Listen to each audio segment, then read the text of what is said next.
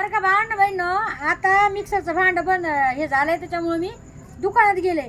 एक माणूस आलाय, काय म्हणतोय माहितीये का, टाकी दाखवा. 900 रुपयाची टाकी दाखवली. काय म्हणतोय माहितीये त्या माणसाला, मोठी दाखवा पण वजनाने कमी भरली पाहिजे. म्हणजे लग्नामध्ये द्यायसाठी पण हरामखोर लोक किती बार काय पाहतात. वरून काय म्हणतोय माहितीये का,